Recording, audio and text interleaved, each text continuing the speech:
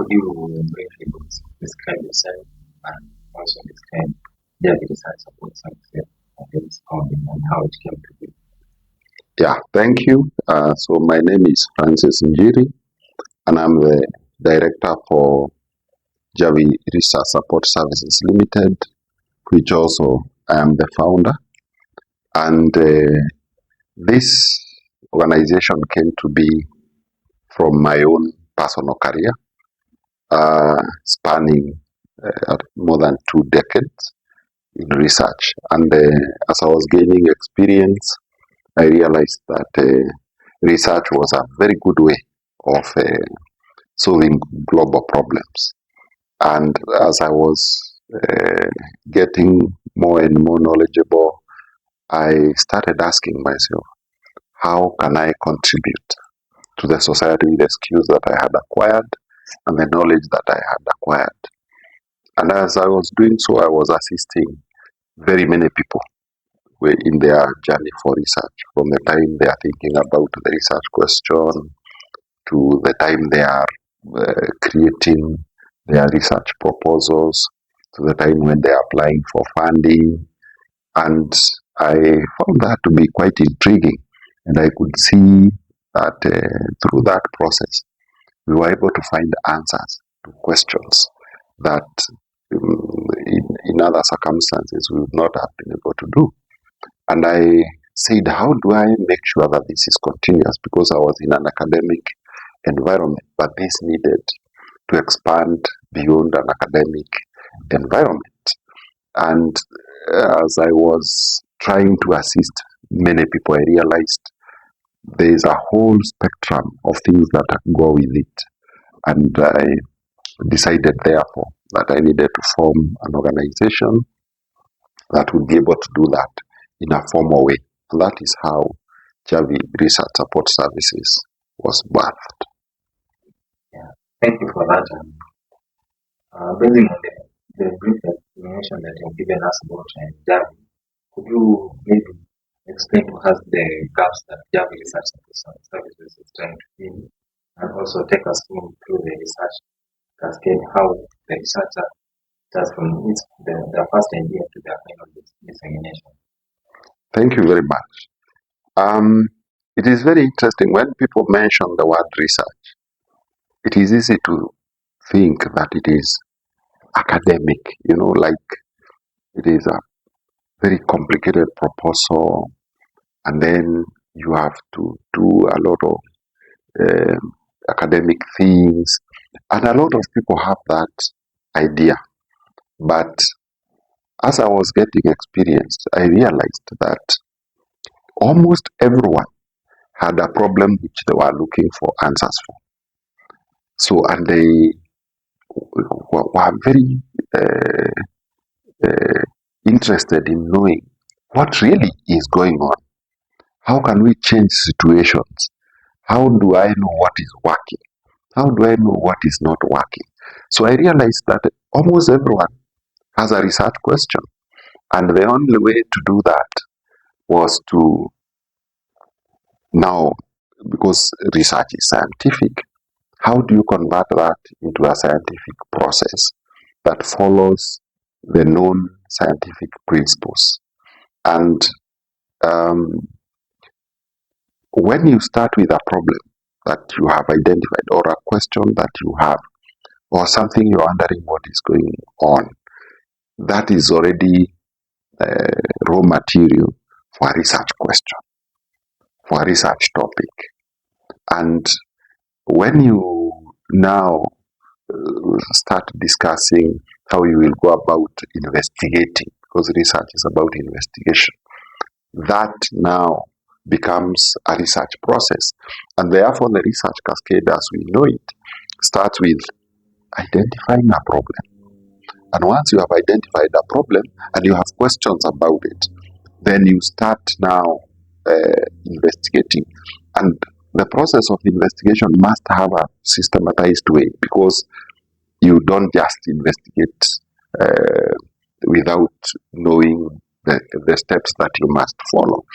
And the research cascades, of course, therefore starts with identifying a problem. And once you have identified the problem, you convert that to a research topic.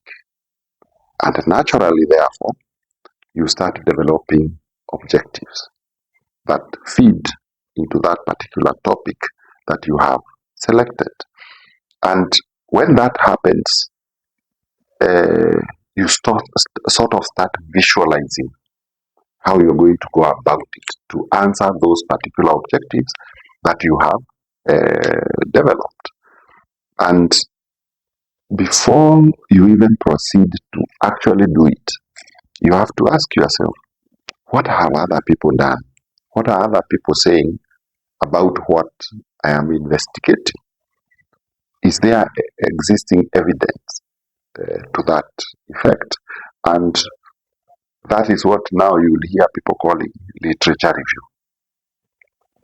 So you heard of a topic, you have objectives, now you're talking about literature. What are other people talking about on that particular matter? And what are the gaps? Occasionally, you will find that the question you are seeking has already been answered. And therefore, if you find the answer, you stop there. But many times you will find that the answer you are seeking is not really found. And even if it exists, it is not comprehensively addressing the question that you have. And therefore, after the literature review and finding out what other people are saying, you start thinking about the how. That is the next step, which is typically called the methodology.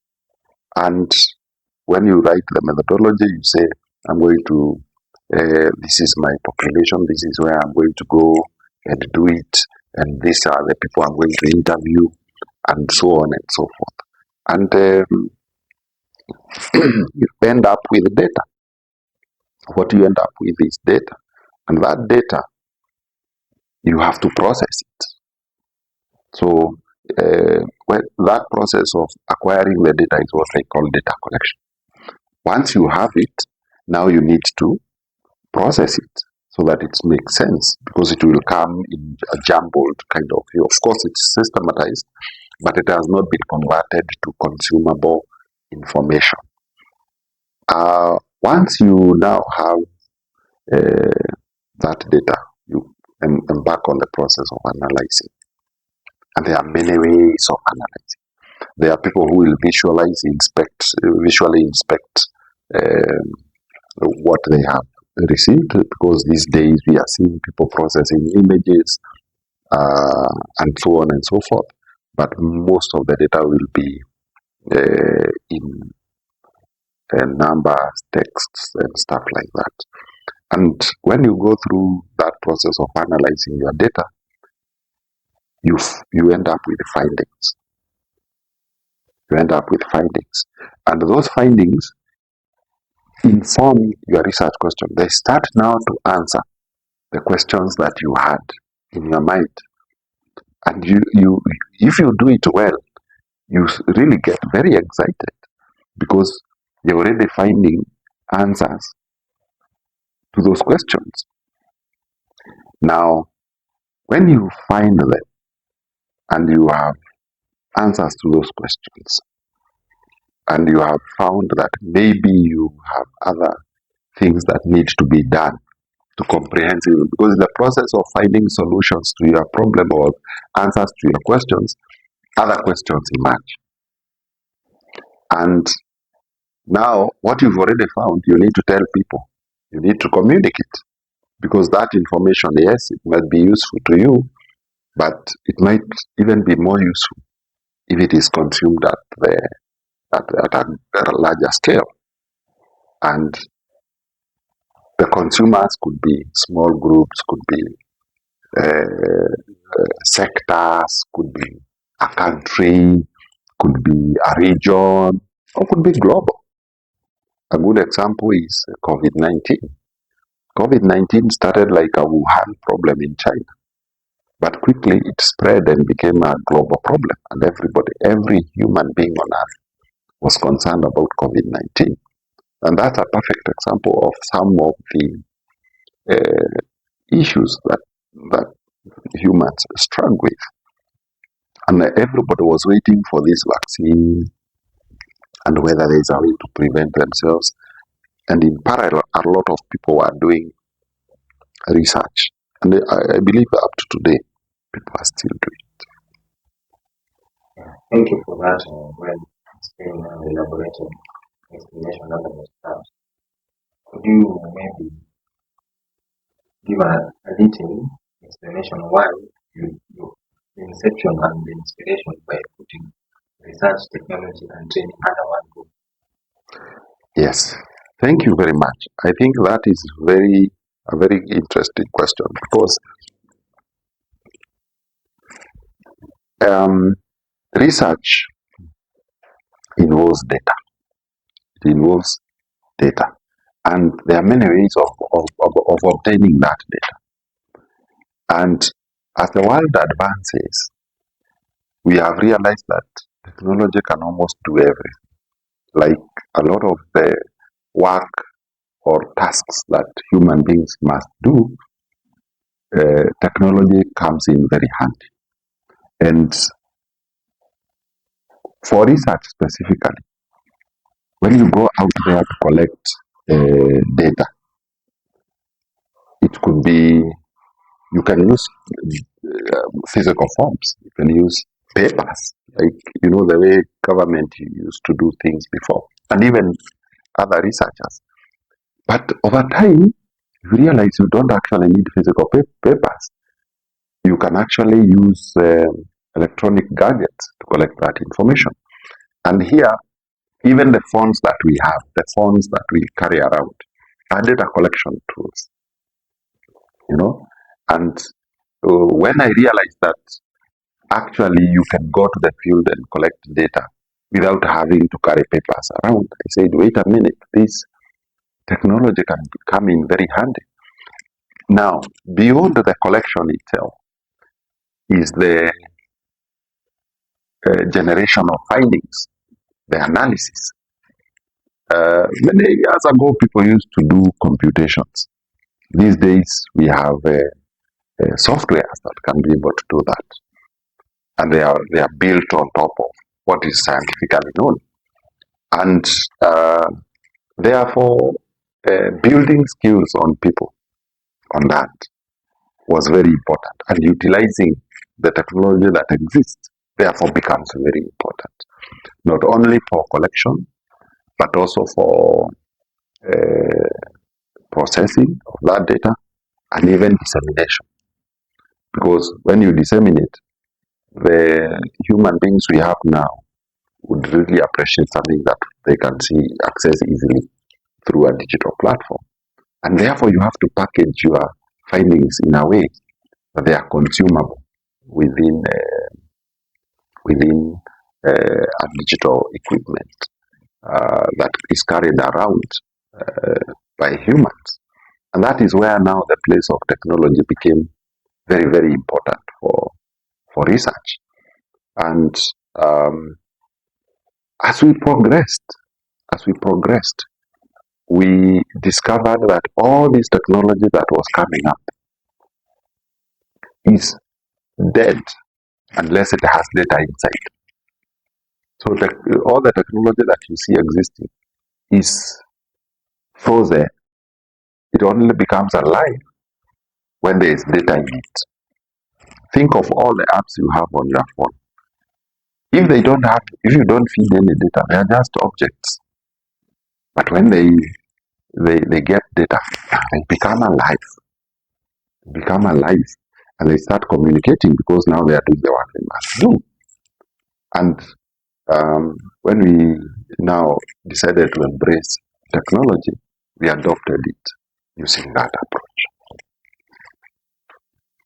Thank you for that. I think that description puts Javi Research Support Services at a well-elaborated manner. I think we can move to the research support services that Javi offers. And since many researchers struggle with implementation and dissemination, what specific support do you offer in these later stages of research cascade? And how does Javi Research Support Services look like at the development process of the proposal and the funding stage to help researchers secure funding? Yes, again, thank you very much.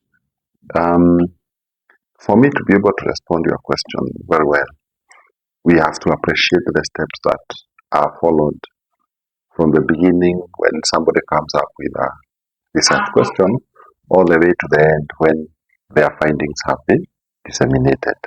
So, our clients at Javi, will appear to us with an idea, and we'll sit and discuss with them the idea that they have, and then we conceptualize very well, like we visualize very well what problem are they trying to solve, what answers are they seeking, and using that we come up with a topic and the objectives. And this could be anyone. It doesn't have to be academic. This could be a lecturer somewhere. This could be a PhD student. This could be a company that is trying to seek answers to questions that they have. And then the next step is to start now building the document. And having identified a topic and the objectives, then you go to a small description of the work that is ahead of you, and that is what we call a concept note. So we develop a concept note, and the concept note. But even before we get to the concept note, the topic and the objectives. If you need other stakeholders to be part of you in your research journey, that is already material that you can share with them. So I want you to visualize a PhD student who is planning to do some research for their PhD, and they have a supervisor. So they come to us, they're saying, oh, I have this topic, I have this idea, I want to really research on this. Not just for the academic purposes, but also for their own interest. They're interested in that particular area. And we draft the topic together, and we look at the objectives together. And once we develop that, we tell them, go and share with their stakeholders. So their stakeholder at that point will be their supervisor. For others, their stakeholders could be the financial. Because the financial is a key stakeholder, wants to know, this is what you want to study. Is it relevant to my interests? And they go, and everybody now is on board. We go into the concept note. And the concept note is a summary, if you will, of the work that will be done. And once they share that concept note again with their key stakeholders and they approve it, it means we can proceed. Now, the next step, therefore, is the full proposal that is detailed, that describes what the research problem being addressed, the literature that exists, the methodology that must be used, and eventually where that information is going to be disseminated in a very complex and a detailed way, including the data collection tools that will be used in the process, and any foreseeable limitations that may be foreseen and how to mitigate them. Now, assume you have gone through that phase and now you have a proposal, but you do not have the funds to implement it. Because yes, it's very exciting, it's very nice, you are raring to go, but you have no resources to go to the field. You start now looking for somebody to support you. Maybe you have a donor who will support you, or you're supporting yourself. And one key important aspect of research is the cost that's associated with it. So let's take a scenario where you have you have a donor who can fund your work. So we in Javi Research Support Services will now assist you to seek for funding. We have a map of donors that can fund various issues, and um, we align your topic against the interests of a specific donor. And that is also another rigorous process because donor applications, funding applications have their own life. They have their own system that must be followed. So again, we take you through the requirements for funding, the application mechanisms, the compliance that you must have, the reporting that you must do. So we prepare that whole document and we submit and we wait for the donor to respond. If you are lucky and you get funded, get funds, you go to the field, conduct the work, and you finish, and you account to the donor, and you have your product that you are seeking, and therefore that concludes that journey that way.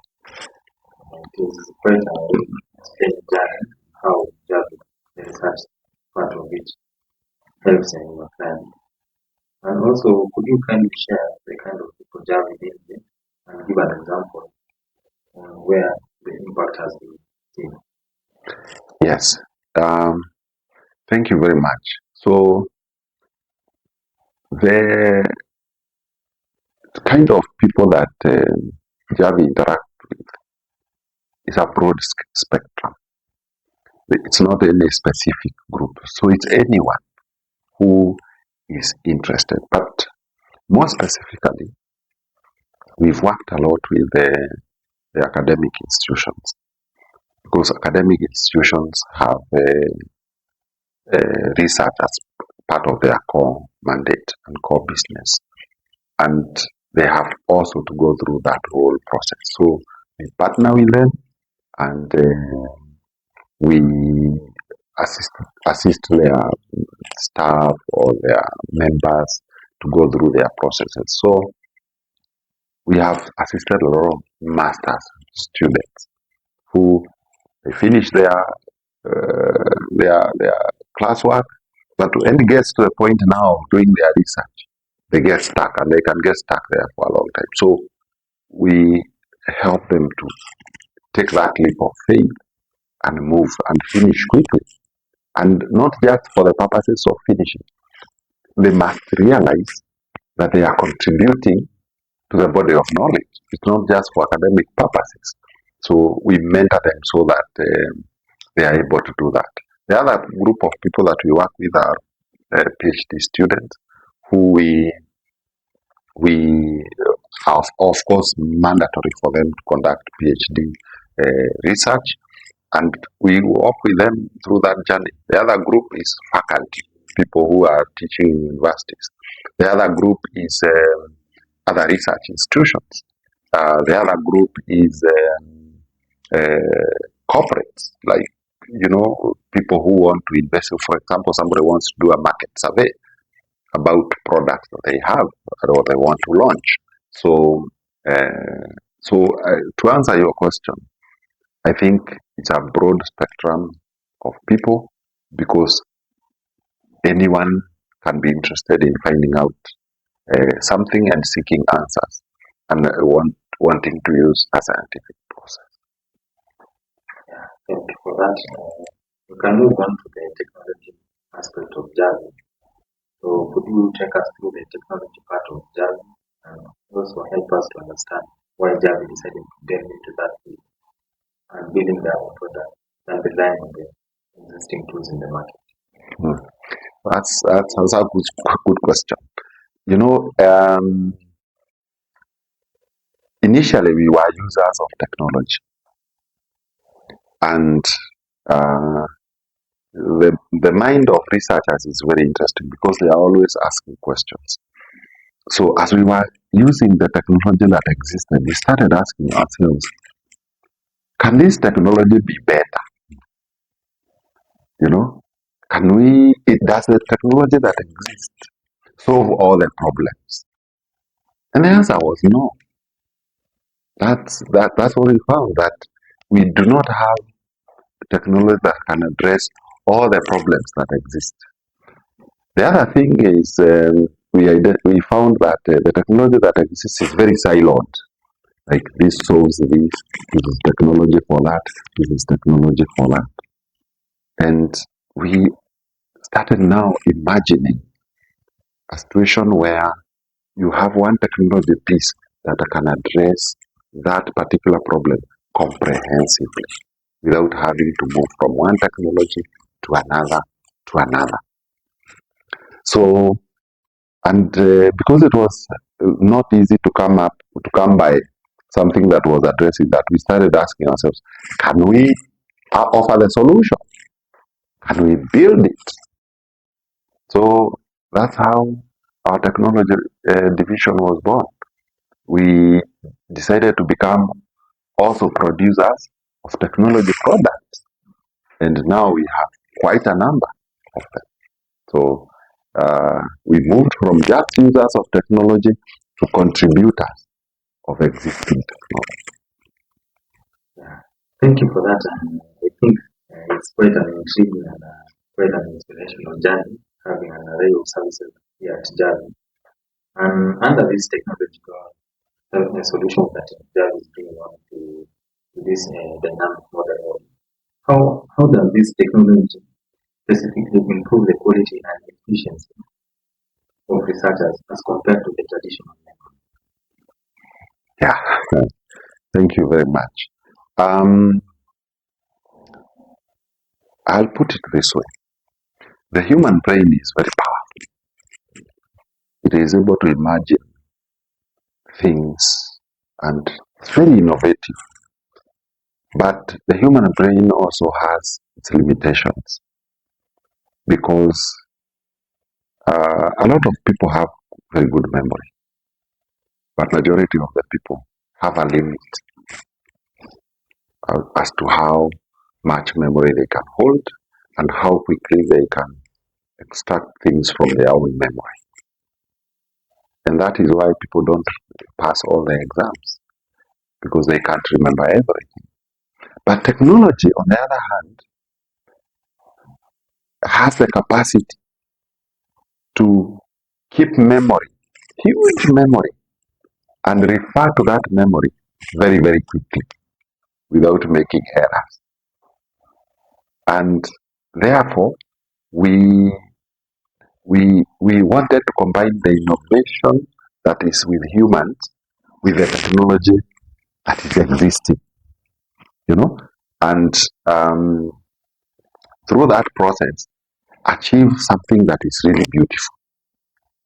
You retain the creativity of the human while assisting that human with the resources from technology that exist. And together now, you come up with a way of solving problems that's just magnificent and admirable. And through that process, we um, we have really developed several products that can be able to do that. So, for example, in research, um,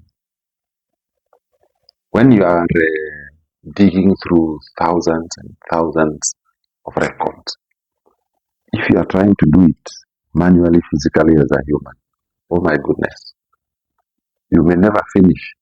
And by the time you are halfway, you've lost memory of what you started with. But if you have a technology that can be able to do that for you, then your problem is solved. Because sometimes all you need is something that does the reference for you quickly, gives you what you need, and you process that using your human brain. And that's why we have AI. A lot of people have misunderstood the AI. Artificial intelligence is basically supposed to assist humans to perform better. It's not supposed to replace them. And I want to use the example of a calculator.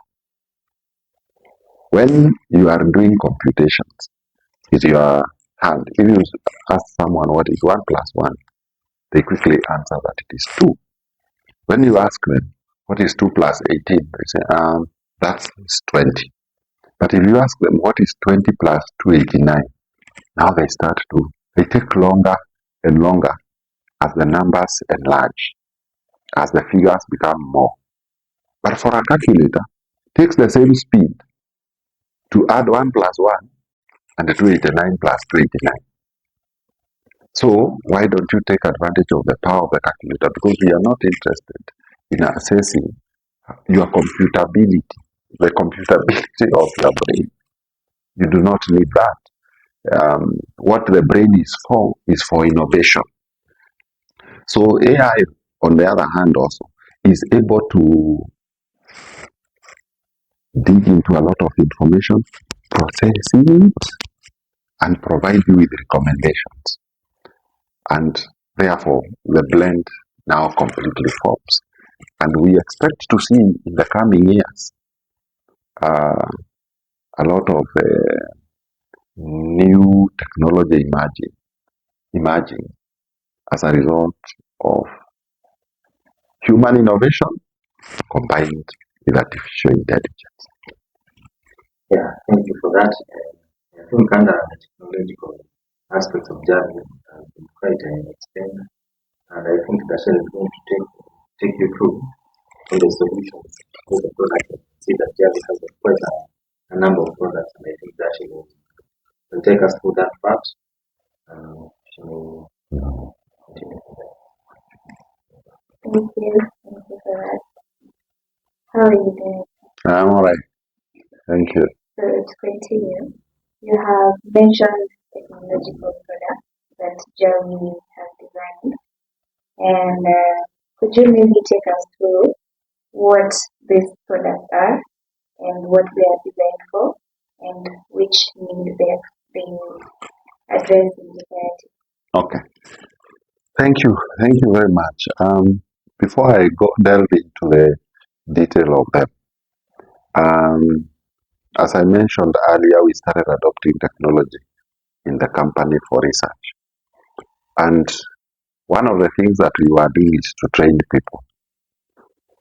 And we were training people how to collect the data using technology, how to use technology to do analysis, and so on and so forth. And one of the things we were training people on is how to build apps, how to build an app that can collect the data and synthesize it. But then one day we asked ourselves, we are training other people, but we don't have the product ourselves. So we quickly developed an app within the company for managing our own affairs. And we call it the Javi Customer App. It was just an interface for interaction between us and our clients. And our clients needed to be able to know if they need a service, how much does it cost? If they engage, how far is it? Without needing to keep calling us. So we developed that. And when we successfully had it published on Google Play Store, I was very excited. So we can do this. And now we started looking at existing real life problems that are existing at the moment or were existing at that time. And one of the things I had observed was the transport sector. We used to have these online taxis going on strike quite frequently. And every time I would take a taxi ride, you would hear many drivers complaining, oh, the rates are low, I don't know, so many issues. So we decided we were going to go to the technology, to the transport sector. When we looked at health, we saw people were still struggling. And we started asking ourselves, how would we use the technology to solve some of the problems that people are facing in their health? The other one was security. People want to feel secure. There is technology. How can technology contributes to making people more secure? As you can tell, those are already research questions. So just in summary, we have quite a number of products. One of them is called Javi, and I'm going to try and go through each one of them briefly. Javi is similar to Uber, Bolt, name it, those online taxis. But it came to be to solve or to fill a gap that we had identified, again through research. Every time you would take a taxi, when you are connected to the driver, many times the driver would ask you, where are you going? And then the next question becomes, how much is the fare? And that question, or those questions, are okay, but you are left as a client wondering, I thought I told the app where I am going. I thought the fare was actually provided by the app. So why is the driver asking? So we noted that this information may not be readily available to the people who need it. The other thing we observed is that drivers always complained of low returns. In this part of the world, people negotiate. And many times you will find even the client themselves feel like the price that they are paying is too low. So they don't mind to add something on top of the fare. But for you to do that, you have to do it outside the app. So suppose we solve that problem by making sure that that can happen within the app, so that everybody feels safe, it is transparent. So we introduced that. The other thing that we were trying to solve is the ability for people to share available resources. Sometimes you are in a taxi and you are traveling around. You don't really mind another person joining you. But because the taxi is not designed that way, you can't. So we introduced that aspect. So Javi, which is now an app that is available for the public. Number one, the passenger must say who they are, where they are going, how many they are, whether they have luggage, and whether they are willing to add other people onto that car along the way. And when the driver receives that information, they are able to process. And the driver has all the information, and the only reaction they have is either to accept what is there or to start a conversation between them and the client on the fare. Because if the person is just traveling alone, then perhaps wear and tear on your car is. But again, if they are not willing to share that car with others, it means there's no additional income for you. So once you weigh your options, the driver gives their own price. And the passenger negotiates. Because that's how we do business around here. And once they agree, the driver now comes to pick the passenger. They have all the information. They know I expect to find 3 people. They will have a luggage. And they will have one seat empty. And they are willing to fill it along the way. And the interesting thing about Javi is that when you start moving now, once the journey starts and the passenger who booked that ride is willing to fill the empty spaces, The person who will see new passengers along the route is not the driver. It's actually this passenger who booked the ride. Because the ride belongs to that passenger. And they will see it on the map, on the app. And once they see, they start going through the same process that they went with the driver.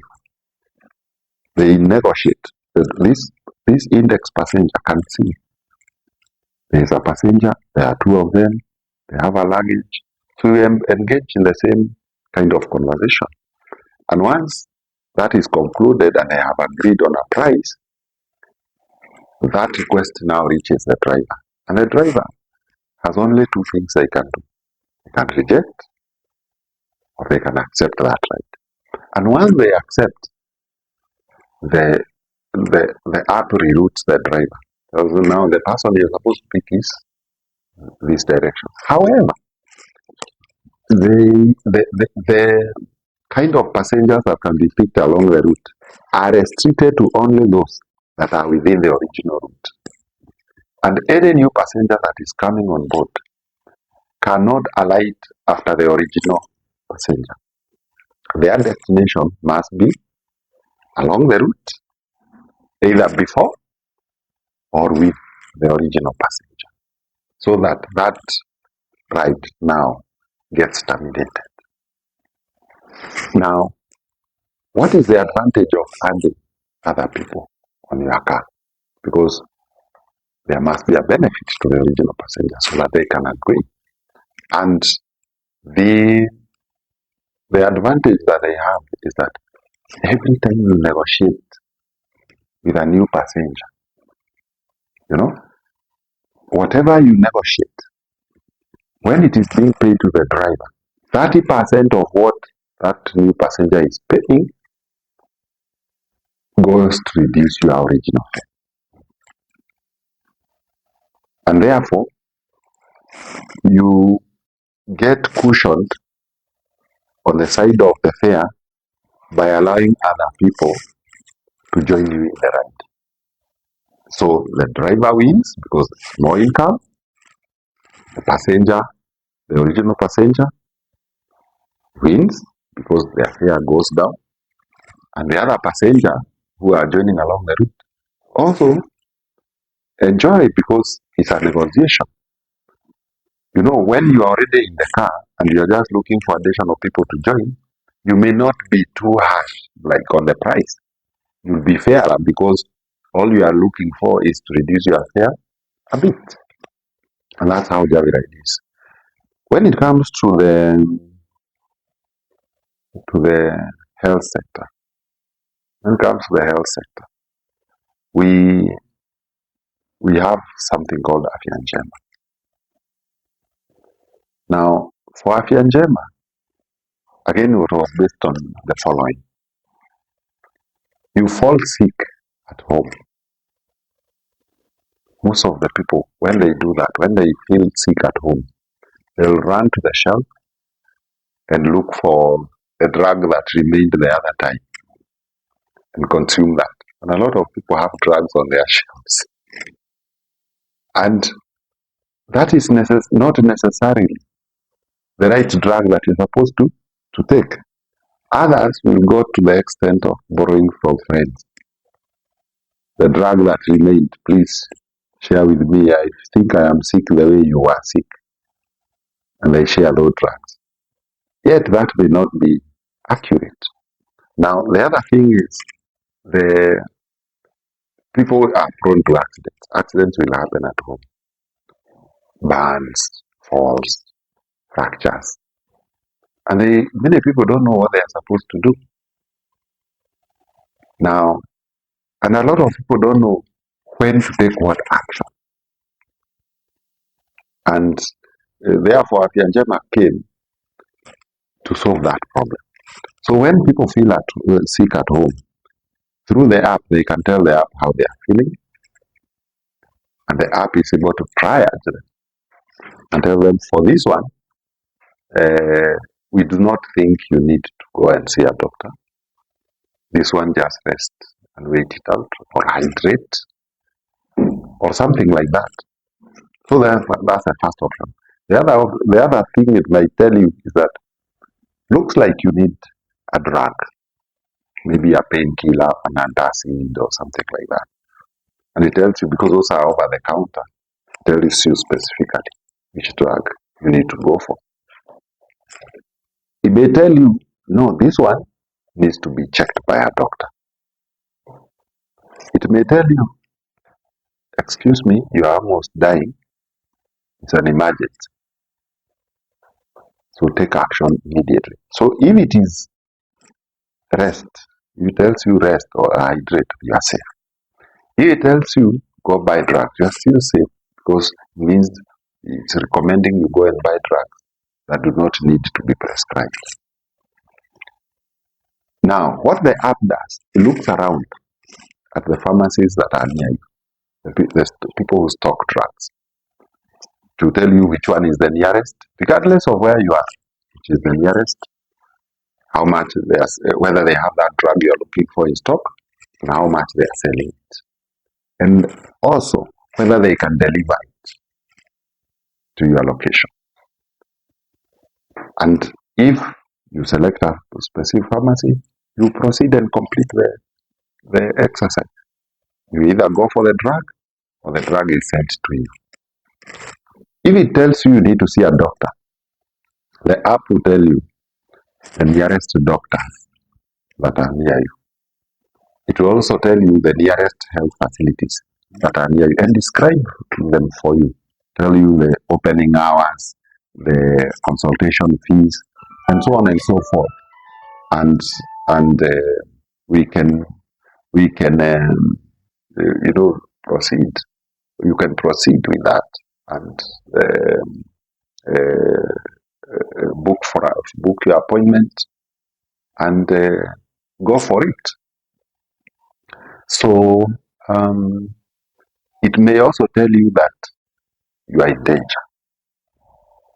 If it tells you that you are in danger, then it means you need an ambulance. And again, it scans around, tells you the ambulances that are near you, how much they charge, and how quickly they can get to your location. And you go ahead and order. As I said before, if it is something that requires first aid, it's going to guide you on how you're going to be able to do it. The other one is called Usalama. Usalama is about security. And a lot of people care about their surroundings. Am I safe where I am? So we came up with, we observed that when people observe security incidents, what they do is take photos and posts on social media. So suppose they had somewhere where a centralized place where they can place all that information, where everybody else can see, which is not mixed with the other information. Other people can consume that information.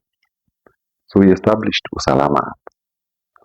And the essence of that is, when you observe an event, you update it on the portal, you go to the app, record, take a picture, record sound, record video, and put pin location and describe it, and then post.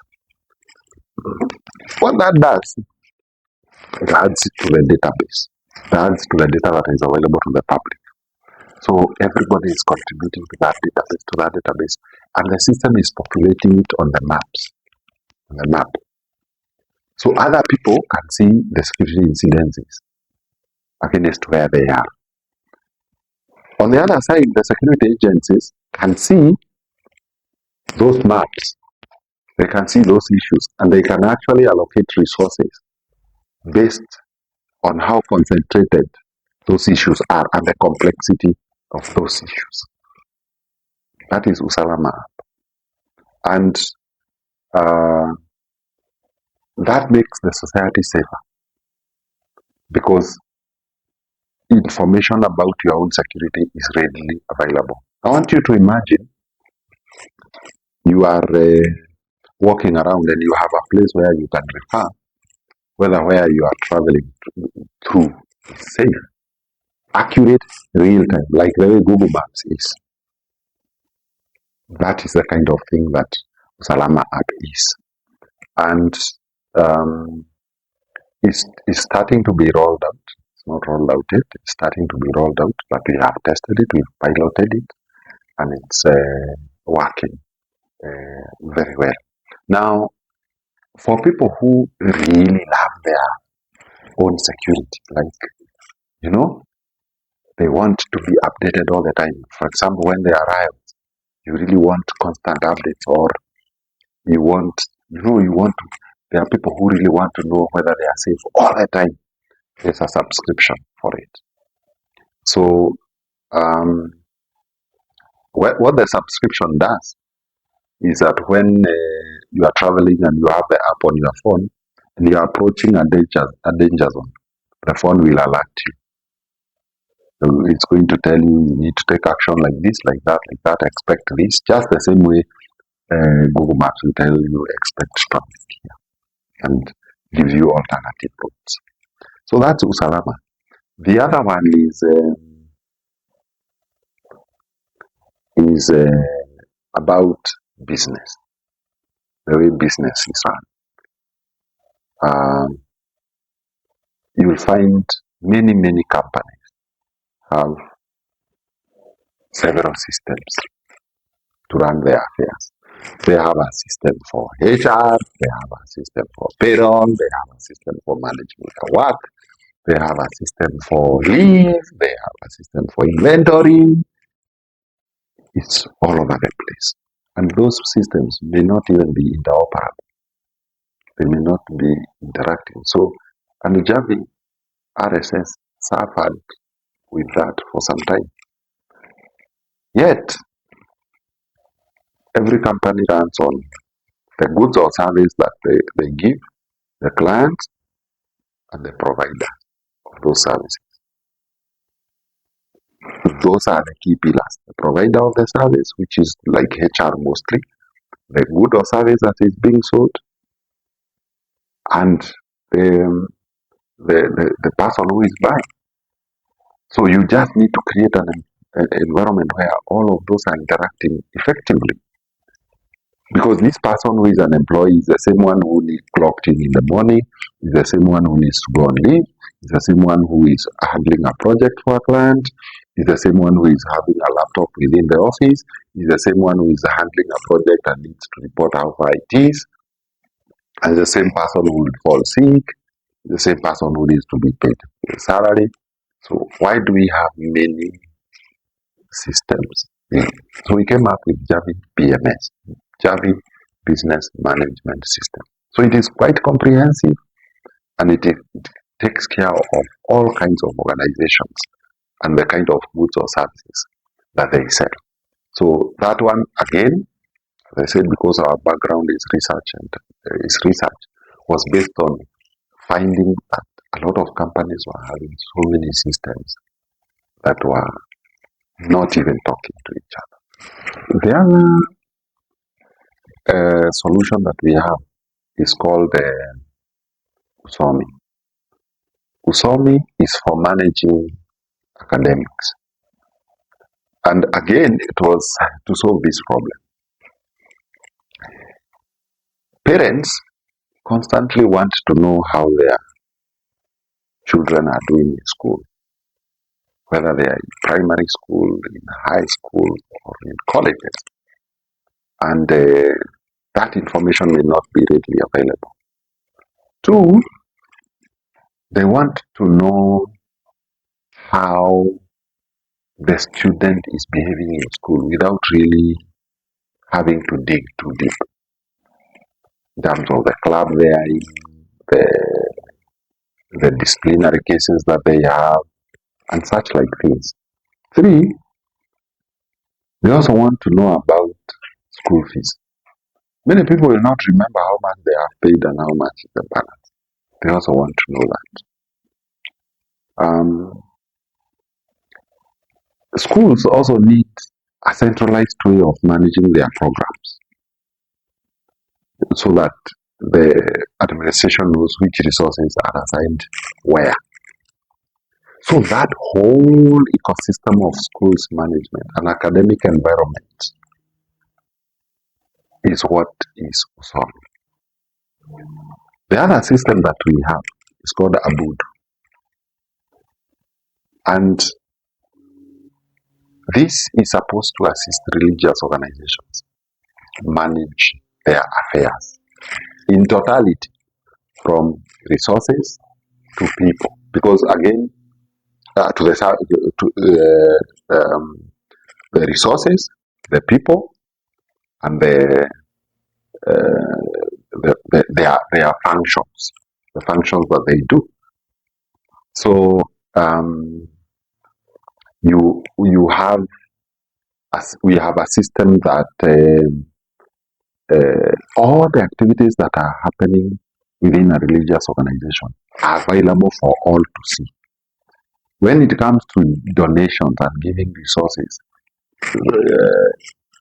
that system provides a mechanism to automatically do that.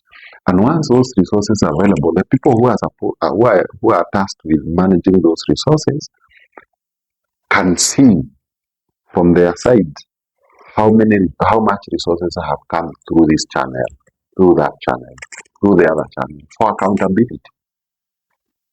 And that is what Abudu is. And it doesn't matter, it could be a church, it could be a mosque, it could be a whatever.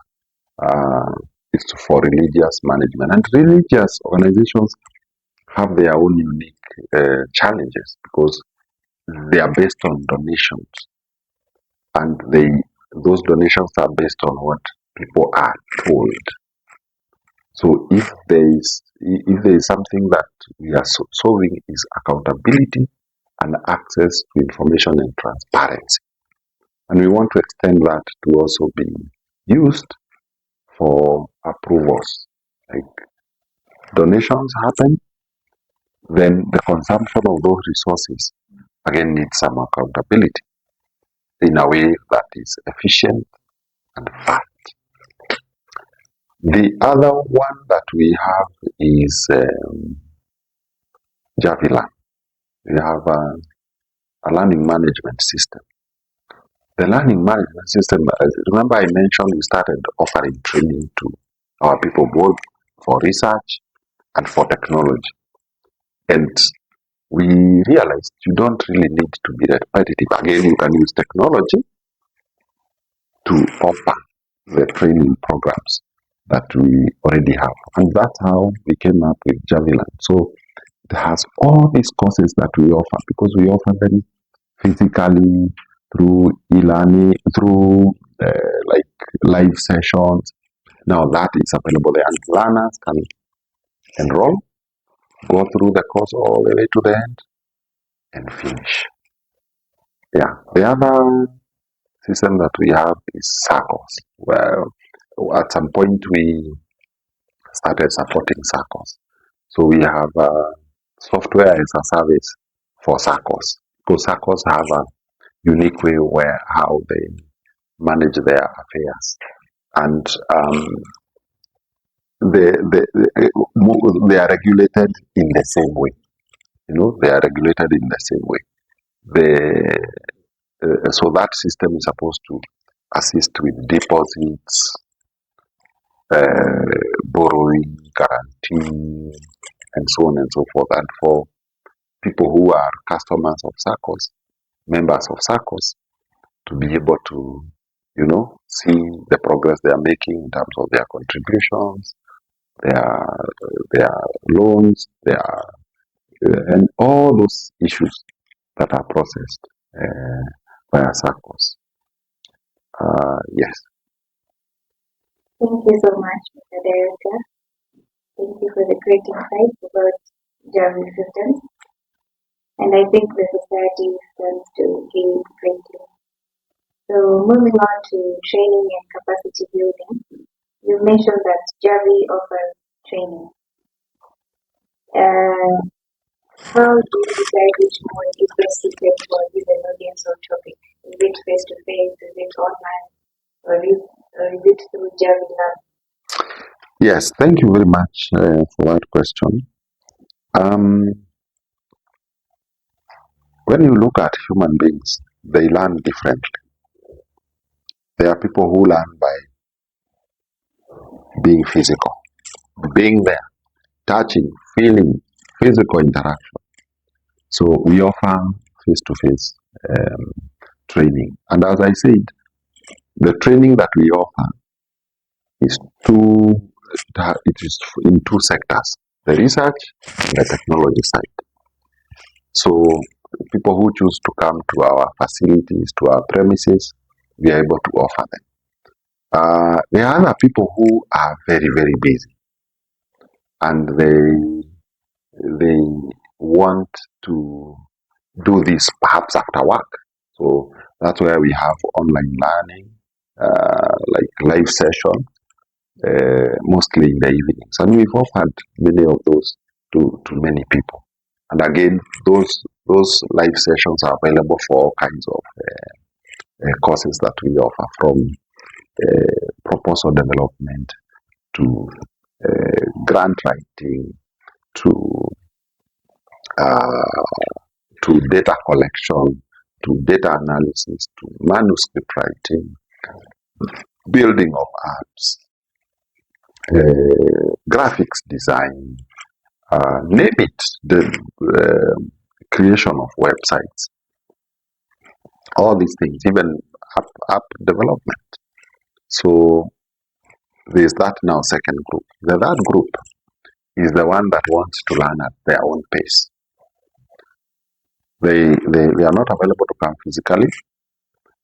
They are not disciplined enough to, to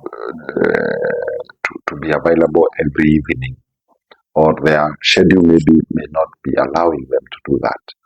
So they want to learn at their own pace. And that's why we have Javi, where those materials are available. And the beauty with Javi is that you take your time as long as you wish, and eventually when you complete and you have passed the tests, you automatically get a certificate. So those are the three approaches, and we have made them available because we again know that people have different challenges that they face, and they have different needs, and we are trying to meet the needs of all our clients. Okay. What kinds of research and technological skills do you think are the most demanding? Yeah, that's an interesting question. I think first of all is to demystify research. That's the first step, because having had exposure of living in the US and living in Europe and other places, I think that's one of the phobias that people have. When you mention research, they feel like you're talking about an animal, some complex thing. So that's the first thing. We have to demystify research. Number two, we have to de-academicize. You have to de-academize research, so that people realize research contributes to academics, but it's not a pain in the neck of academics. Because a lot of people think, oh, going to class is great, but now when it comes to research, this is a pain. So we have to de-academize, so that our students, our master's students, our PhD students, other people, when they are in class and when they get to the point of doing their research, they do not feel like now they have entered the difficult phase. They are supposed to embrace. They are supposed to feel like they have now, it's the icing on the cake, and it's supposed to be sweeter than even the academic part of it. So that needs to be addressed. The other aspect is now the skills building, because one of the barriers to effective research is when people don't know how to do it. So you have to look for ways of transmitting those skills in a not so complex manner. Because one of the challenges I've seen is that scientists tend to be very complex. They use jargons, they use technical terms, and that may not always work. It may actually work to discourage people who would otherwise have been very good researchers. So as to look for a way to translate research into simple layman language which everybody can consume. Otherwise, if research production is restricted to jargon and those complex statements and ideas and processes, then it's going to permanently remain as a reserve of those people who want to be technical. Yet the very simple normal human being also wants to benefit from that. And do you see training as a standalone service or is it integrated deeply into what Javi does? I do not see it as a standalone service because,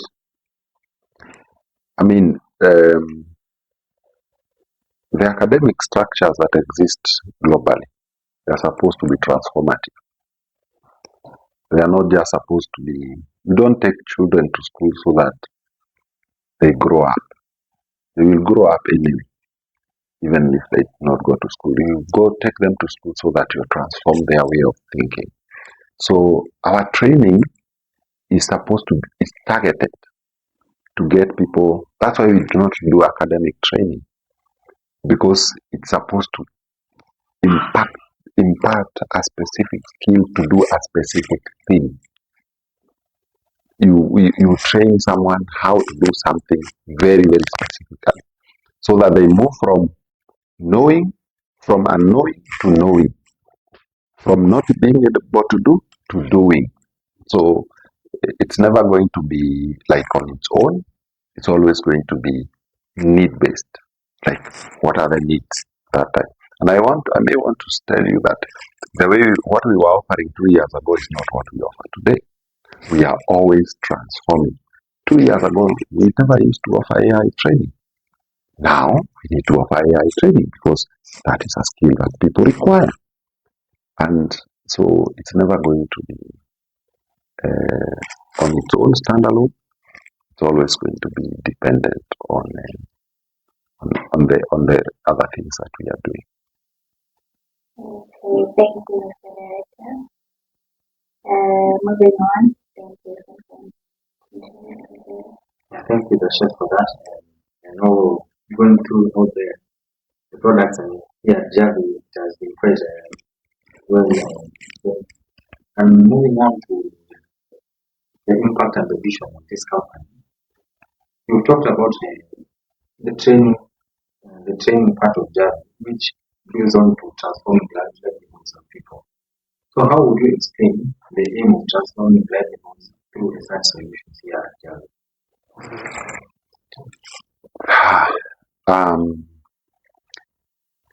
Now, that question is huge in its nature. Let me say the following. At the very basic level, when you give people skills, you already start to transform them, because now they acquire knowledge and skills that helps them to do certain things. When they use those skills, for example, if you impact people with the skills to do research, they start doing the research. When they start doing the research, they start contributing to seeking solutions to the problems that are found through research. Now, when those solutions are found, they go into implementation. Again, you need the people to implement. So it's our whole ecosystem of things. And remember, the transformation of lives happens here at the time of training. You already transformed that person because they have acquired a skill. They now know how to do things. They probably start to earn from it because they are offering it as a service. Then they start producing research products. Again, they are seeking solutions to societal problems through research. So again, there's an impact there in livelihoods. For instance, I know many institutions took their teams and went them to took them to be trained on COVID-19. And when they found the answers to the questions they were finding, the impact on livelihoods was felt. And that's why we were able to solve it. And again, it becomes a cycle. And eventually, so the world moves from here to here to here, and so on and so forth. So it's a spiral kind of mechanism. So you start from the very basic place, you go building, building, building. So you get better and better in people's livelihoods, directly and indirectly. Yeah, thank you for that. I think we can clearly see how lives are being transformed through the training, and I can see it's also a step that leads on to building all these products here and services at Javi. But now, from these products and services at Javi, what is the main connecting factor that puts now Javi Research Support Services as a training facility, a research firm, and also a technological solution center? The main common thing that connects all this that it can be easily understood by someone who is not here at Javi. What would that be? Okay. So the underlying mechanism, the underlying problem being solved is the betterment of life. It is making life better for everyone. That's one. Two, it is seeking ways of doing things more efficiently. Three, it is answering questions about life, about life challenges. So when you have a question in your mind and you go through a research process, you're already starting to solve a global problem. When you are in that process and you find you have skills that are missing, you go looking for them. Once you acquire those skills, you have been transformed and you are going to solve problems in a better way. In the process of doing that, you realize there is technology which can help me to do this even faster or better or more advanced. So technology becomes a tool. But then when you're trying to use the tool, you realize, I do not know how to use it. You go back again to training. You go and get trained how to use that particular tool. And you continue that way. So it's always an improvement. You discover this, then you discover another issue. Discover another issue. But your problems are, transforming. Because initially you had a not knowing problem, But now, as you get to know, you discover the other things you need to know. The other things you need to know. And the problems of yesterday now are no longer problems. They are already solved. But as you solve the problems of yesterday, problems of today emerge. And when you solve the problems of today, problems of tomorrow emerge. But now when you look over time, you see the transformation from the basic problems that you had before to a little bit more advanced problems that you're now dealing with eventually.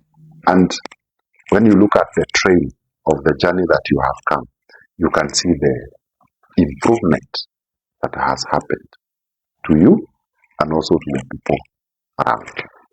Yeah, thank you for that. It has been quite explained, and building on the products that Javi through the technological solution that it has offered. These products, we can see that all these products build on helping and bringing solutions to livelihoods of people. So these products, what are these services here in Java? What is the next vision that you see building on this product could be in the next 5 years? Yes. So that's a very good question.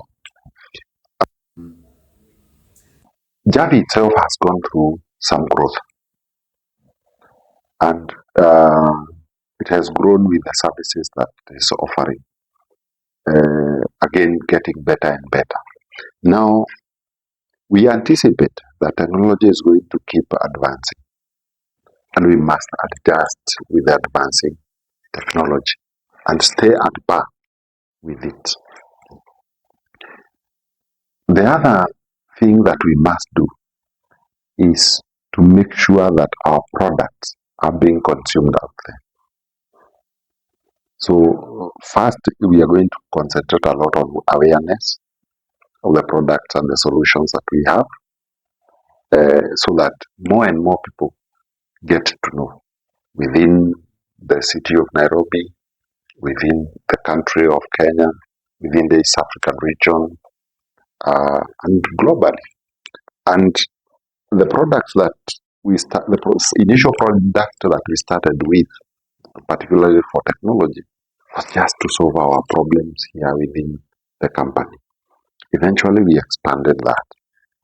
Now, the systems we are building, like Afya Njema, is for the East African community because it's available in English and Swahili. When you look at Javiland, it has now expanded. It even has French in it. So it now covers the Francophone countries. So as you can see, we are covering more and more area geographically. And that is what is going to keep happening. So one major thing that we will be focusing on in the coming months and years is awareness. Because unless people are aware, they may not benefit from the transformation that we have envisioned. Yeah. So on top of that, we can see that the scope and the scalability of this product is from Kenya here, East Africa, and to the global and to the rest of the world. But now we could see that we cracked a code by bridging research technology, and also training under one. So what is the biggest challenge that you saw when building and incorporating all the services under one group? And what inspired you to put all this under one group? Yeah, the challenge, even the people who know Javi, and it is known now, many of them still can't articulate what we do. Some of them say, oh, it's a research company, a research organization. Others say, oh, no, those ones build apps. Others say, oh, no, it's a college, it's a school. So it has been quite a ride. So, and it's been hard to really explain what we are really doing. But we are happy to say that over time, we have seen people starting to appreciate. It's the concept we have may not be your usual, the typical way where people say, okay, as we just teach, or as we are a research organization, or as we are producers of technology. So we combine the three so that we do not have silos. We have a way of solving problems using those three angles. So we have struggled with identity, but our foundation still remains research, because research is what produces all these others. When you find there is a gap, you start now looking for solutions to those gaps or how to bridge those gaps, and you find that sometimes you need technology, or sometimes it is skills that are missing, and these skills that are missing, again, when you come and look, you might find there are skills in research or skills in technology. So that's how the web now nicely.